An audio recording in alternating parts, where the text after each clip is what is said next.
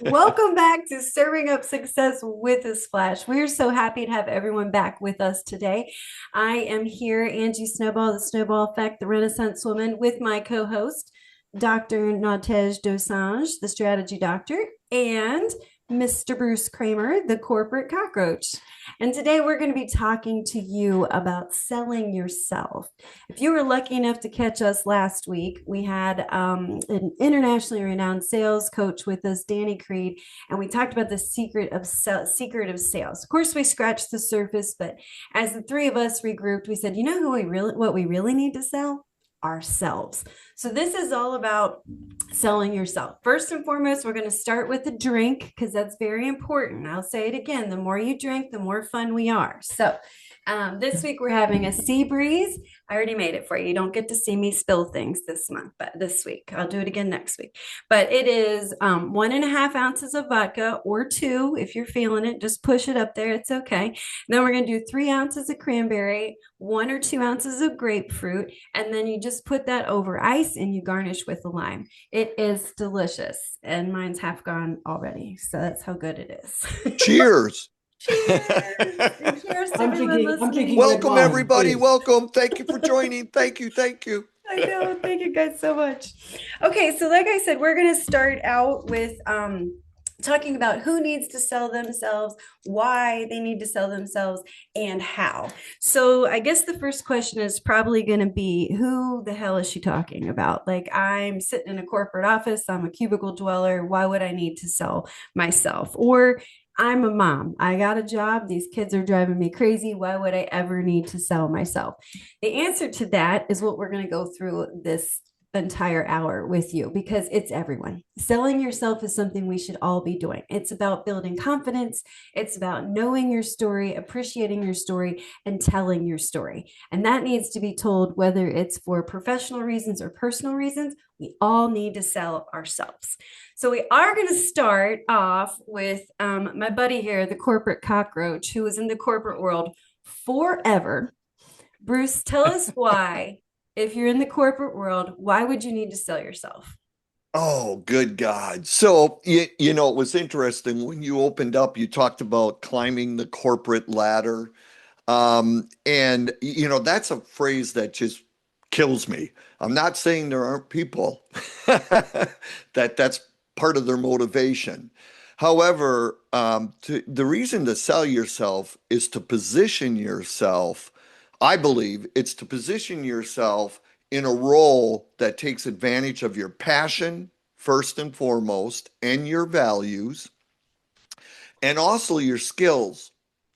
Because, quite frankly, if you don't do that, it's just a job. But if you learn to sell yourself, to position yourself within a corporation, to do the things you enjoy most, oh my God, it's just awesome. And I was very fortunate that for the bulk of my corporate career, I was in that. In fact, I drive people nuts because a lot of people, when they think of climbing, well, what do you want to do? Do you want to be the vice president of marketing? Do you want to be the CFO? And of course, those seats are limited in every organization, large Right. or small. So wherever you want to go, you're going to have to be able to tell your story and sell yourself into that, what you believe to be your ideal position, because there's a lot of people and there's a lot of ambition around you. And so, And the people you need choosing to, you don't have time. They don't have that's time right. to sit around and sort you out and decide who they like or not. So would you agree with that, Bruce? Like, that's another reason. Absolutely.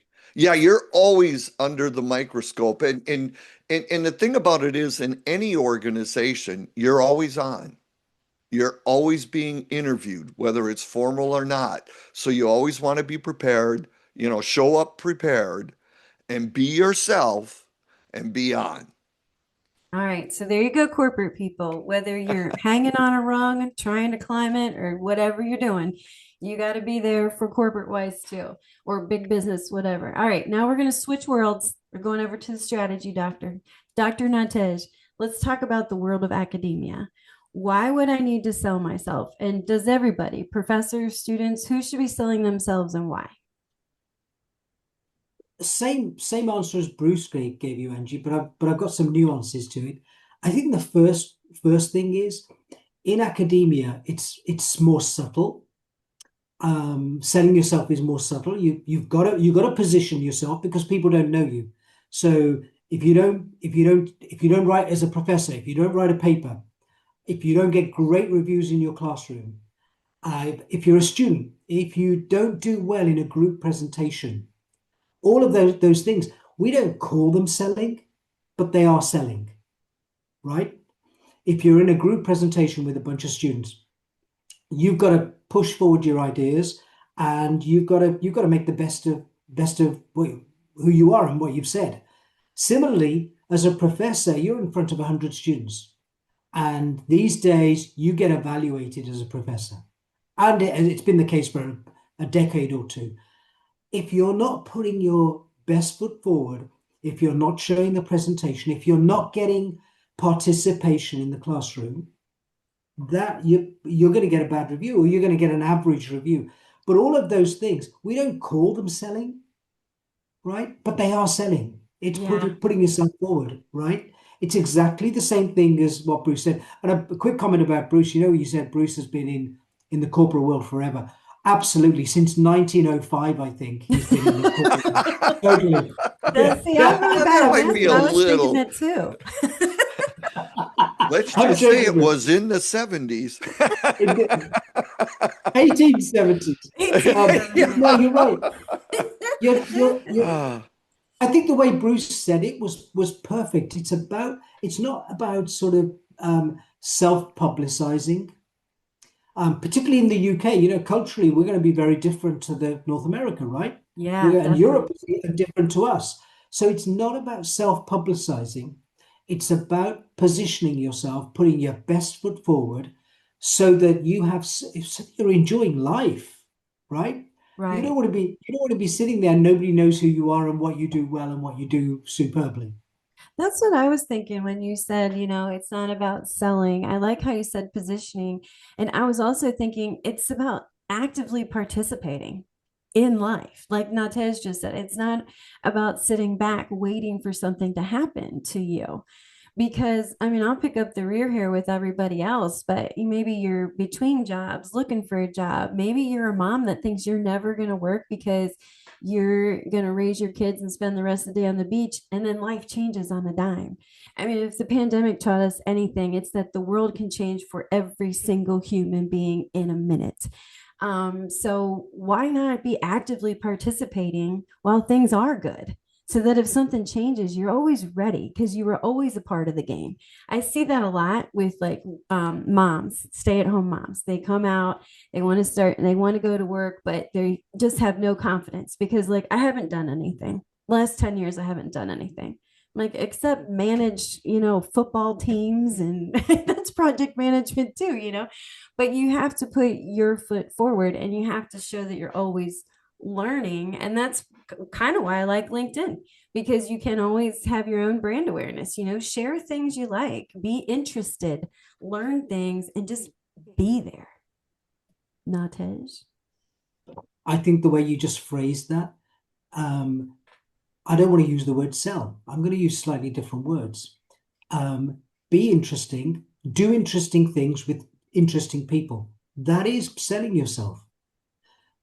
I know, you talked about mums. I know a lot of people who don't self-publicize. They're too shy to talk about themselves or put themselves forward because they think it's self-publication, self-publicizing. But in essence, they're not telling the world. The world is having to guess how talented they are. They're the best kept secret in the world because they're keeping their own secret. Yeah, and honestly, You know, nobody has time to figure out your secret. Sorry, dude. I've got 9 seconds of somebody attention. may, one or two people may, but by and large, people aren't going to figure it out. So No. you've somehow, in a way that's authentic and modest, you've got to get your best foot forward. Yeah, yeah. I like that very much. I think that's really cool. And And and I oh, go ahead, Bruce. well, no, go ahead. You Well, go I was ahead. just gonna say even when I kind of typed out the the title of this for a hot second, I thought, ooh, selling yourself sounds like the world's oldest profession, right? Maybe we should change the words of this. So as we sit here and talk, I'm like, oh, yeah, we probably should have said being there, being present. But it is about selling yourself at the end of the day. It's telling people who you are, what you do, and why and how you want to participate. But Danny was I'm totally gonna right. Sorry, pull Bruce, go ahead. I'm gonna pull on what you just said. To do that goes back to our first episode.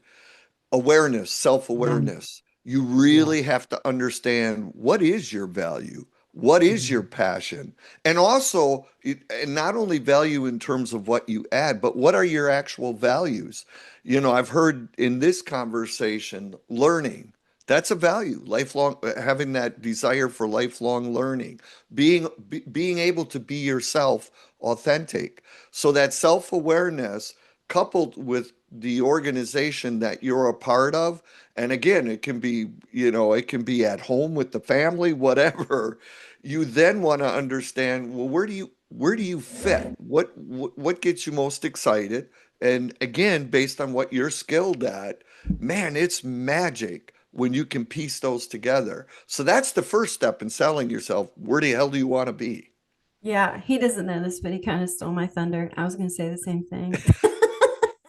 No, I think I got a everything we data And point. do. and then there's other elements, but I know we're going to break, but we Yeah. can get into then I how want to well, say okay. before we go to break, I want to say something, guys. Just watching you two talk about that, you're so animated.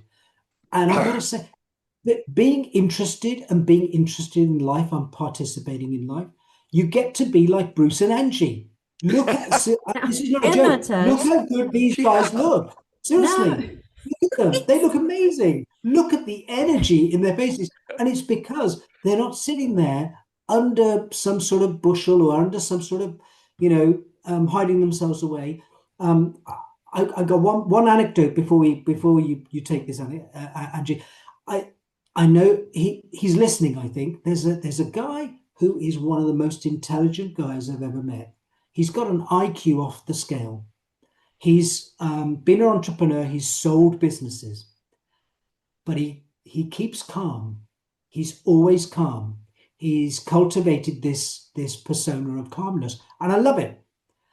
But people don't always know just how incredibly talented he is. I know one or two other people know, but a lot of people just don't know how incredibly talented he is.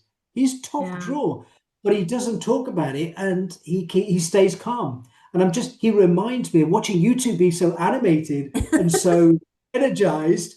And I think, Well, dude, if you're be interested, like you're Angie and Bruce. interesting. You're going to stay young forever. That's the Well, plan. we will. That is the plan. All right, folks, we are going to go off to break. When we come back, we're going to talk about how to sell yourself now that we've all decided to do it. Jesse, take us to break. Oh, look, my camera's chopping my head off now. Oh, now we're back. Okay. Anyway, welcome back. I hope everybody had time to either make their drink or refill their drink because now we're getting into the good stuff. Hopefully, you've seen that we all have a story to tell. Even if we don't see it, that's where the awareness comes in. We need to help find people that will help us see how cool our story is. And then the next question is, okay, I got it. I'm ready to sell myself. I got a story. I know my value. What the hell do I do with it? So, Bruce, what would be some advice that you would give people in the corporate world? Say they're going for a promotion, or maybe they just want to be well known for exactly what they do in their industry. What's some advice you would give them to quote unquote sell themselves? Well, the first big piece of advice, and it comes from not only being a part of many interviews where I was pursuing a position that really intrigued me, but also I've conducted hundreds of reviews in my career. And what really set people apart is their ability to tell a story. So let's say you've got your resume in front of them, kind of list out your accomplishments and what you've done.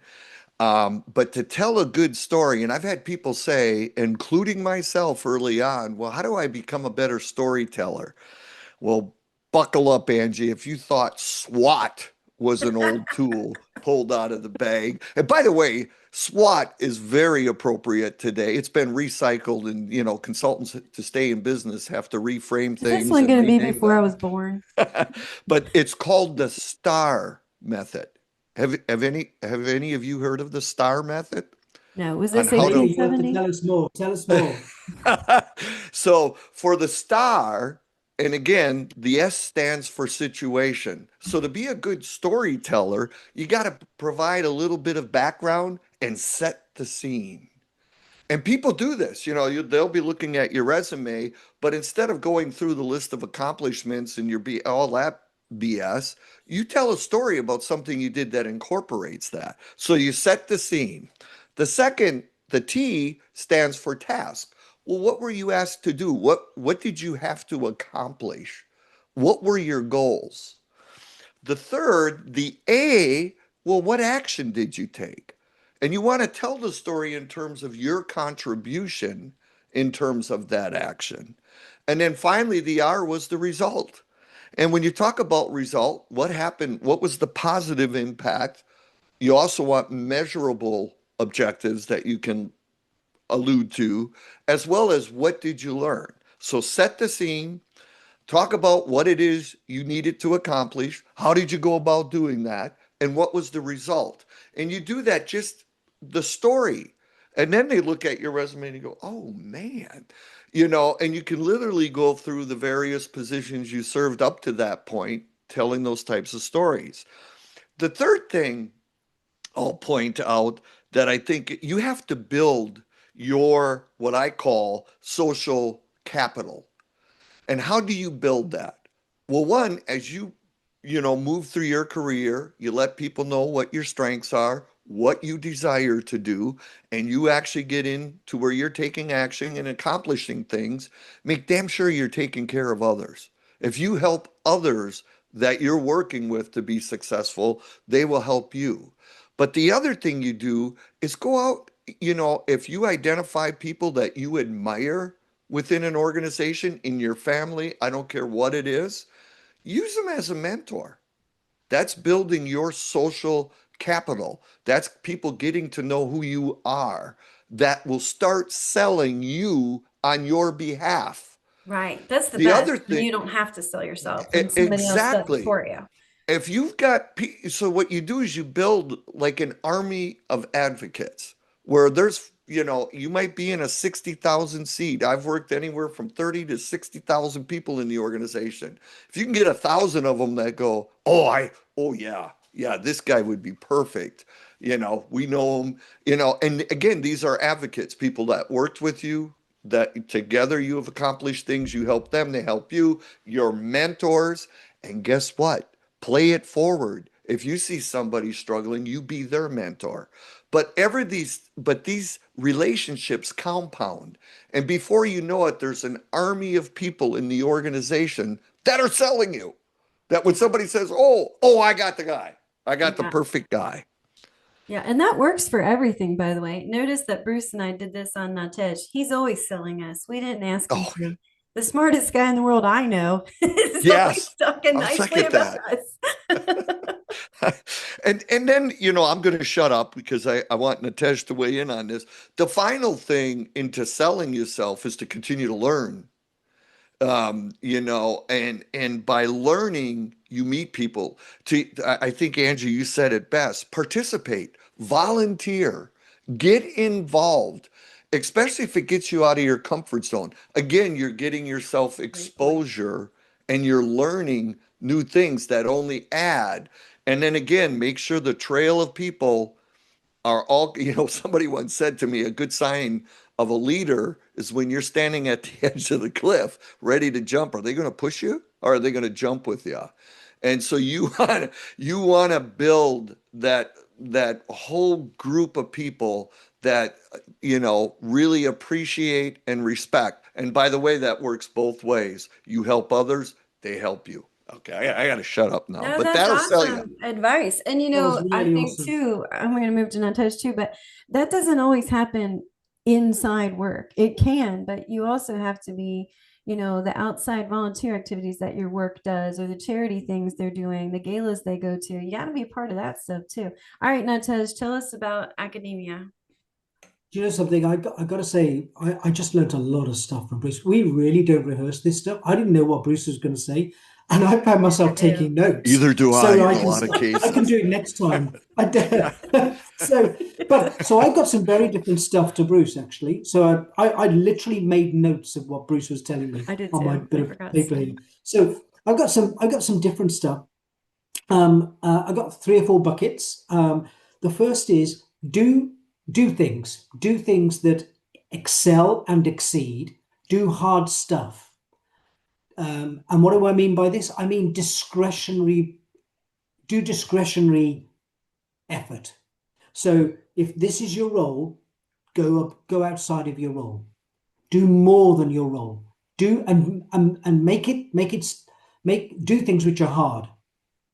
You'll get noticed. If you do stuff that is hard, people think you're an innovator, and you may or may not be, but people will think And you're I an think people innovator. respect you because a lot of people are afraid to do that. So even if you fail, because I've been that person that was afraid to do it because like, oh, what if I fail? And there were times I did fail, and people still came to me and said, "That was so awesome that you tried to set that up," or "That was so." People respect you. I think that's Natesh, right. can I add one Yeah, thing? Because sure, good. you floored Yeah, me. I mean, this is why I love listening to you. He reminded me, you know what the thing that will sell you the most in any environment today is your ability to learn. And what Natesh just said is getting into those situations. One, they know you want to learn. You have a passion for learning. It doesn't yeah. disturb you. You're willing to jump in on the hard stuff. Man, that speaks volumes of who you are. And in this day and age, that there's nothing more important than an employee or a family member or team member Who does ability more? to learn. Yeah, who does Agree. more? Who does that discretion? Thank you, Bruce.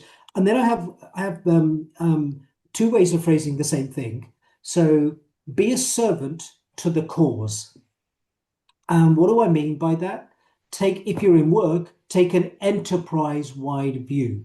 Don't take a functional view. So if you're, I don't know, an operations manager or an operations director, or you're a marketing director, don't just take a marketing view. And who cares about the business? Take an enterprise-wide view. If something is good for you in your role, but it's bad for the business, don't suggest it, dude.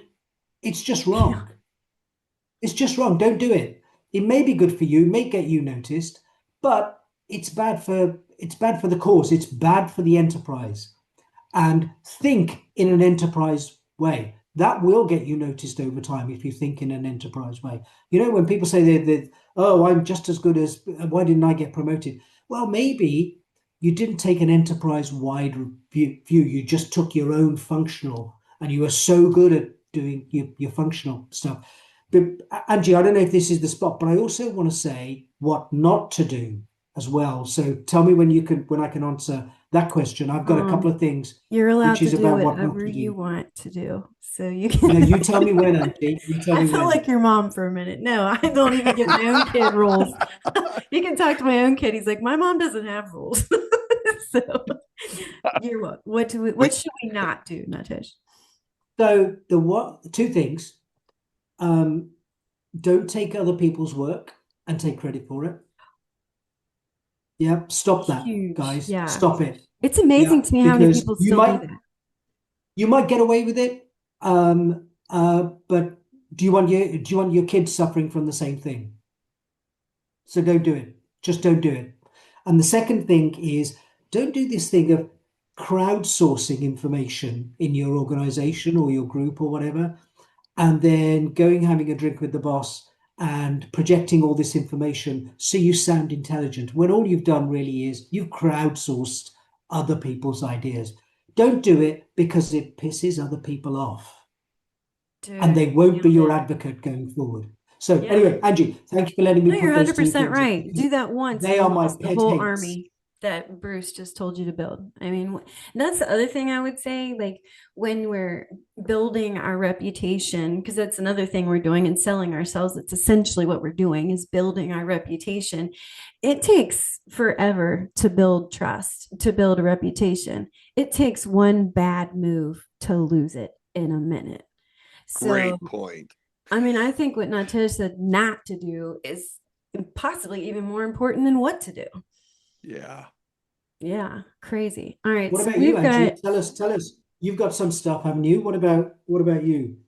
well, I think obviously I am the marketing person, but I love how you brought that out because I see so often, I have people come to me for marketing consultations, right? And very often they come to me with a list of things that they want done or metrics that they want to meet.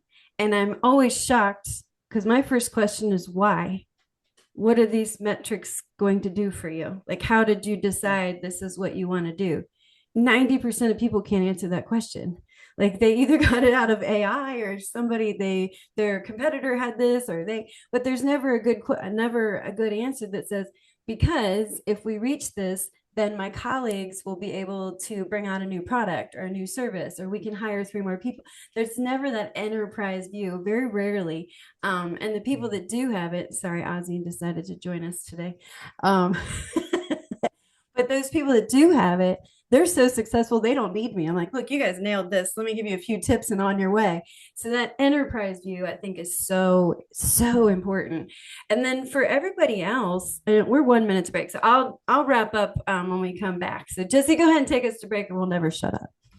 All right, that was a short one. I was almost not ready for that. Okay. So we're back. We're back. I hope you guys are still with us. I didn't have too many sea breezes just yet. So when we left, we were talking about ways that, advice for the corporate world to be able to be actively pursuing the academic world, things to do and things not to do. And I just want to, obviously, LinkedIn is my thing. And one of the reasons it is my thing is because I was that person. I had that's why I chose Renaissance woman, because it's somebody who's constantly recreating herself. And that's what I did for a multitude of reasons. One, I realized I didn't like what I was doing. Two, personal things changed, family things changed. I changed countries. So I had to keep reinventing myself. And at 40, I found myself kind of saying, oh my God, I not only do no one knows what I'm doing. And so I don't know what to do next. I don't know who I am.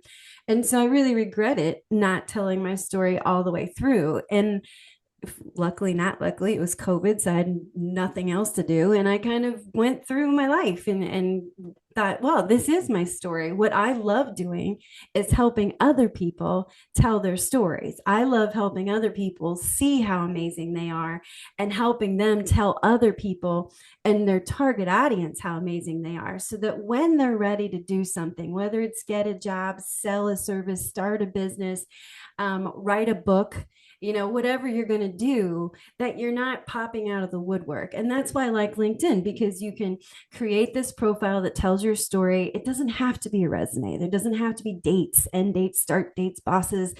It's your story. And then you can use the post and the sharing so people get to see your face all the time. And they know that you're interested in these things. They know that you know these things.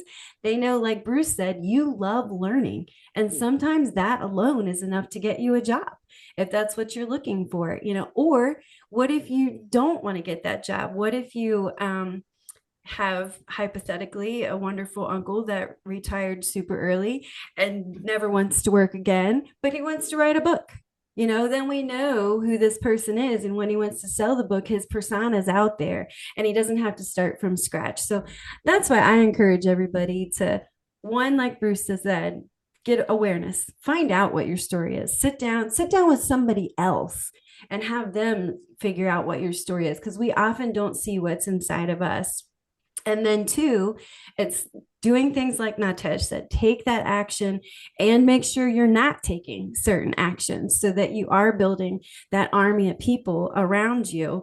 And then tell your story. So use it on LinkedIn, use it in different networking things. And networking isn't just the official chamber events. Networking is sitting at your kid's soccer game. Networking is going to the bar with your girlfriends. We're guy friends. It's poker games. Networking anytime you're around people, just to like be able to tell your story.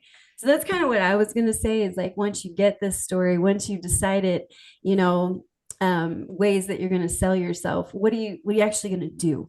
So we got the awareness and we got the action. And then the next step is every episode comes back to awareness, action, and accountability. But the next step is accountability. So, Bruce, what would you say? Like, everybody's got these ideas, they've got this advice now, but guess what? They go to work and they're putting out fires all day long. They're not thinking long term. There's no time to implement all these things. What would be your advice to someone in the corporate world to be able to really sit down, plan, and implement this? Well, again, boy, that's a tough question. I know. Yeah, Sucks. I'm conjecture glad Um, from I asked Bruce you with and that you didn't ask question. me. in everything we've been saying, so it's interesting. So, taking all of the conversation we've had to date, there is a point that you have to deliver. Yeah. You know, there has to be accomplishment. There has to be witnesses to what you're good at. Um, what I would say is it does get difficult, and this goes to an earlier point that there, you know, life is a bit of a roller coaster, and certainly your professional as well as your personal. The one thing I would say is there will be times when things just don't work the way you would like. You may not have been successful as you wished you could have been, but you always have to do a little bit of that self-reflecting. So what did you learn from that? Every failure is a gift. And I know that sounds incredibly bad, but it isn't. No, fail All of the forward, most right? successful people, and I love biographies, and a common theme is they treat failure, and a lot of these people failed tremendously before they were a tremendous success. But the one common thing they have is they viewed every failure as, well, in a way, this was a bit of a gift and an opportunity. It was for something within me to potentially change, or maybe on the outside, this just isn't for me. So it was a Yeah. wake-up call. So all of these are gifts and opportunities. The other thing is there will be times, God, I've lived through them where, to be honest, sometimes I failed miserably in terms of how I responded to less than ideal results. And I regretted it. And as Angie says, it only takes a couple of times in your career to really take a big step backwards. And so realize that when things aren't going well, all eyes are on you. And those that really, again, build their brand in an organization is when shit hits the fan, they were in control of their emotions. They were in control of how they're going to respond. They didn't throw the phone across the room. They didn't bang the desk. They sat back and went, okay, what could I learn? The other thing is accept responsibility. Take Yeah, that's a responsibility. big one. I think a lot Yeah. of people like to pass the buck, especially in that mid-management level in corporate Yep. world. It's a combination of what Nawtej said. You see a lot of taking credit for things that were not your idea. Yep. And then the best is when they take credit for it and then it goes to hell and then they'll pass it back to you and say, oh, it wasn't I really my Oh, idea. I can't yeah. tell you the number Flip of is times amazing. I can't tell you the number of times we were in a conference room and something bad happened. And we're in there going, ah.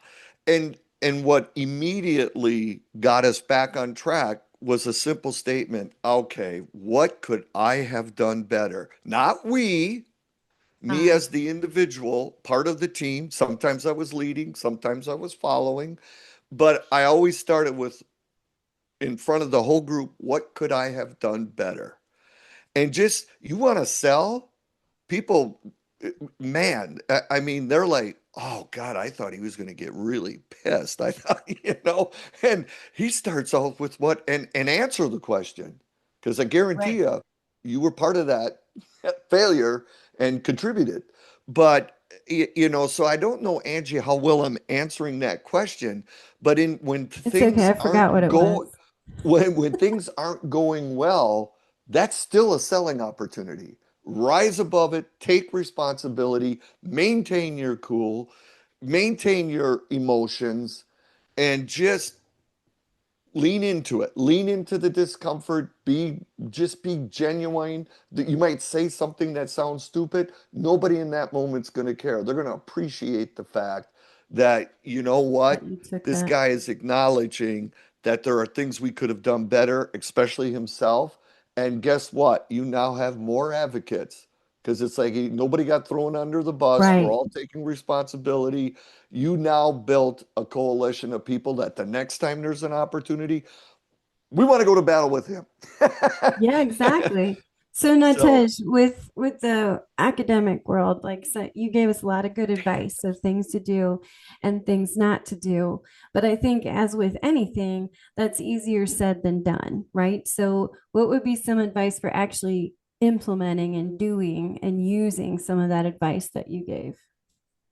I don't know if you asked Bruce this question or not, but I'm blown away by what Bruce just said, and I just want to pick up on that before I do Yeah, answer the question.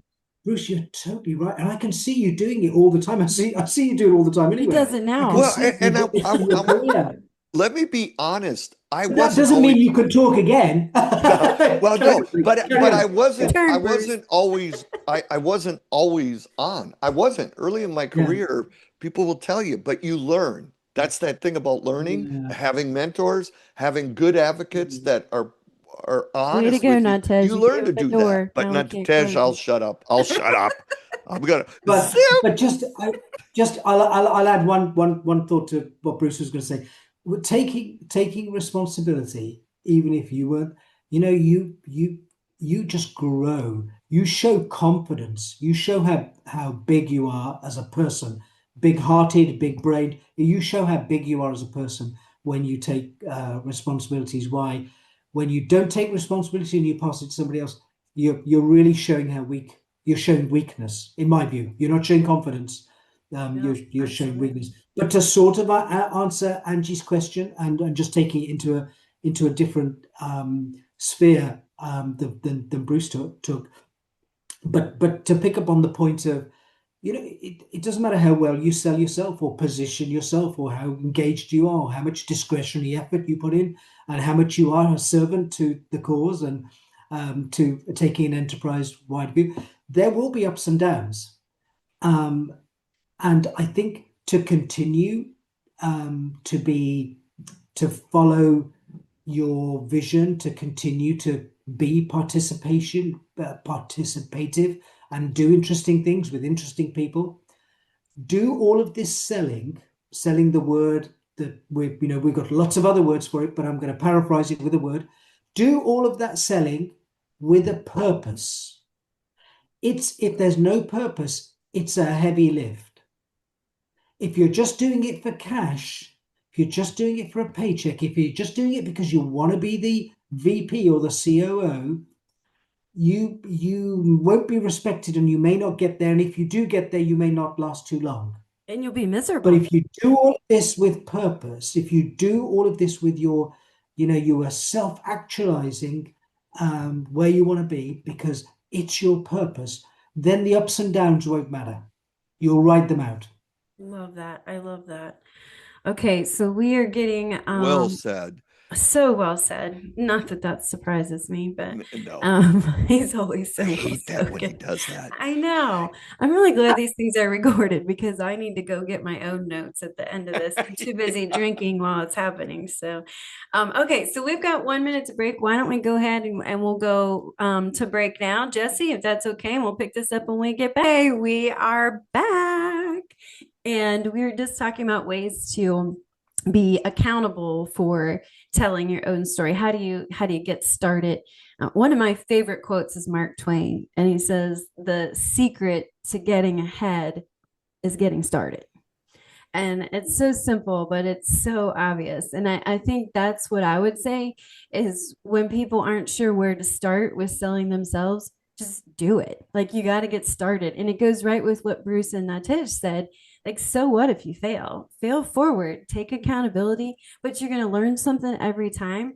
I mean, too many times I feel like, damn it, I was 40 before I figured out what I really like to do, because too long I stayed in places I didn't like just because I was good at it, or I was making money, or I never took the time to really introspect and say, who am I and what do I do? And that question didn't get answered in a day. I had to keep doing things, keep trying things to find what I really like and where I really fit. And I'm still doing that. That's why I have a brand new podcast with these guys. That's why we're doing all these new things, is you're always trying something new. But in order to tell your story, you just got to start somewhere. All right. So we got a question. Hey guys, as a guy with a bit of anxiety, what technique can someone use to stay calm when communicating? And I'm going to go to Nawtej first, because I think he has mastered this process of how to communicate within a, because Bruce and I talk no matter what. We just don't shut up, right? Like, we're like, it doesn't bother us. But Nawtej thinks about what he's going to say, and he does it with purpose. So I think he's the best one to answer this one. Yeah, guys, I do this podcast because I just get flattered for an hour, and I just love it. Can we go on for 2 hours? Can we do 2 hours twice a week from now on? But listen, but to answer that question, so lots of things come to mind. But I can share a personal story, and that is that fail a lot of times. There are in my early career, I wanted to say things and couldn't quite say them in the way I wanted to say them. I couldn't articulate them. And I think that was probably because I was introverted and wanted to stay quiet. So I wasn't practiced. And then I thought I better practice. So I practiced, wasn't too good at it, failed a bunch of times in communicating. And then finally I got to marginally above average. And it was all through practicing for a long time. And I think the second thing I sort of really want to say this, it's not a negative. To the person who's put that question, if you have a bit of anxiety, it means a bunch of other things too. It means that you're sincere. It means that you are sensitive. It means that you're very perceptive. It means that you can see things. It means that you're understanding. It means that you have empathy. These are great things that everybody loves. So don't worry about it, because everybody's going to love you. So just speak. Do it calmly, do it slowly, but just speak, because I'm telling you, everybody's going to love you. That made me want to cry. That was the sweetest thing. And so true. Look, I seriously am. I'm going to cry. That was so awesome. That was awesome, though, because I It do was think good. shy people they see it as a negative. And I don't, Bruce can talk next. We're going to let you talk, Bruce. But as somebody who talks a lot, I'm fascinated by it. I think shy people I'm drawn to it. I love it. Because you're right. It's the empathy and the perception that just really draws you there. And I think a lot of what you said in the first part too, and Bruce talked about this, so I'm really going to hand it over to you, Bruce, was being comfortable in what you consider a failure, because maybe not even everyone else does see it a failure. You may go to the party and try to start a conversation and think, oh my God, this is a disaster. I'm just going to go drink 3 shots of tequila and pretend it didn't happen. And everybody else at the party thought you were really nice and cute and you didn't even know. So I think it's about you being comfortable with your failures and failing forward. Bruce, what would you say to that? So I'm going to do a 180, just in case the context of this question, because it was, what technique can someone use to stay calm? That could also be taken like, let something just happen that was very upsetting, or somebody said Oh, yeah, something, good point. Mm. and so this is the honest God truth, and I feel really bad because it was a famous comedian that taught me this technique.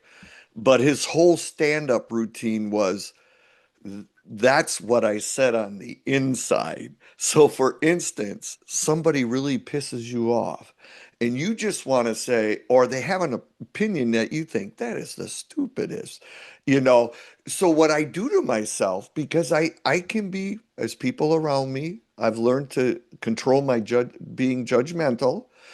On the inside, I'm saying, you stupid son of a, but on the Bitch, I outside, I got go, you. well, that's an interesting perspective. Can you tell me more? And and his whole routine, but it's just to stop. If that's a conversation that's escalating and you're getting fired up, just think it, just say what you would say, only on the inside. And then that gives you a bit of a timeout to then circle back and go, okay, this is probably a better way to handle this. Yeah, no, that's good advice because I think if you have anxiety, either way, whether it's because you're shy and Yep. you're afraid to start, or if you're in a bad situation, that's because I mean, I don't know, anxiety is weird, right? I feel like I'm getting it more as I get older. I never had it before. But anyway, I feel like a bad situation, I can see where that would be terrible if you already had anxiety. Like I just want to hide. I just want to be a turtle in my shell. So that's really good advice because that could have been what it was too. The other thing is to advertise. If you're feeling uncomfortable to respond to something, I forget where I learned Hey, this was I'm thinking out loud. Bear with me. I'm thinking out loud because you're conveying to I might not say this right, but I'm going to share my thoughts. Yeah, that's a good one. We were talking about this last night too. I had a women's shindig, and it was kind of one of those things like this person's a moron, and everybody didn't want to say it right. So we were talking about techniques to like hold it in, talk on your inside voice. But I'm just gonna turn it again. I'm gonna turn it this time, Bruce. Um, we all said we can control our mouths, but I can't control my face. I was like, no matter, no matter what she did, because nonverbal is a big part of our Oh, communication as well, right? If you're trying to talk to somebody, because I see that too, going back to the question, like if you're anxious, like I'm drawn to shy people. I think it's interesting and I want to help them. I want to pull the turtle out of the shell, which is also not healthy, right? But that's what I want to do. I want to pull it all the way out. So, but I think you can tell by their body language as well that they're nervous and they're mm, not comfortable, and that changes the energy and dynamics of a conversation too. So, if you are the other person, like Bruce and anybody, I think it's on us to make them feel comfortable. yep, yep. I Well just said. I just want to add actually that um you know unless you're a total hard-nosed, extreme assertive aggressive human being, most people, most contemplative empathetic people have a little bit of anxiety. You know, just think about this. Just in the last month, how many times have the three of us phoned each other and said, "Oh, do you think I said the right thing?" Yeah, That's being yeah, human. it's But you all of guys, Why us. would you but you If we guys why keep would said you want that, to answering me be do no. we suck? I think we're good. What do you think? but you know what I mean? Why would you want to be a robot? Why would you not want to be human? Why would you what you 100%. want to have some doubt? You want to have some doubt, right? You want to Yeah. say show kindness to other people who've got a different bit of doubt. Yeah, nobody You wants to don't be get around the people that successful just don't. by being an extreme, Yeah. aggressive, assertive person. Maybe you did, but I don't think it works in today's world. I agree with you because I just wouldn't want to be around that person. If they were that hard nosed, I would not be interested. And I certainly wouldn't join their army. No, Definitely not. yeah. Definitely not. Okay, so we've got 3 minutes to ending. I'm going to start with Bruce. Bruce, give me one thing that you would want people to walk away with from today. Oh God. Nawtej, you're Know next. who, know who you You can are, do it. what your value is, learn to articulate it in a story, not in terms of stats or short sentences, and your willingness and ability to learn is your biggest selling point in Love it. today's world. I love it. Perfect. Nawtej, one thing. Um, do stuff with purpose and do stuff that takes the wide view and not just your personal interest. Oh, I really like that too. I think that's great. So I think everything that we talked about today, though, bringing it all full circle, is the first thing that we want everyone to do, no matter where you are in life or what you're doing, is to define your story. Who are you and where do you want to be? That's the purpose. That's everything these guys are talking about. The next step is, who wants to hear that story? How am I going to tell that story? Who am I going to tell it to? Where are they? And then find a way to tell that story.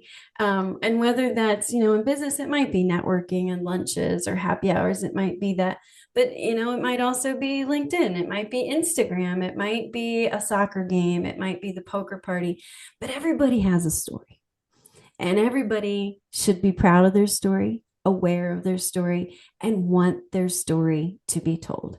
So, any last comments before we head out, guys?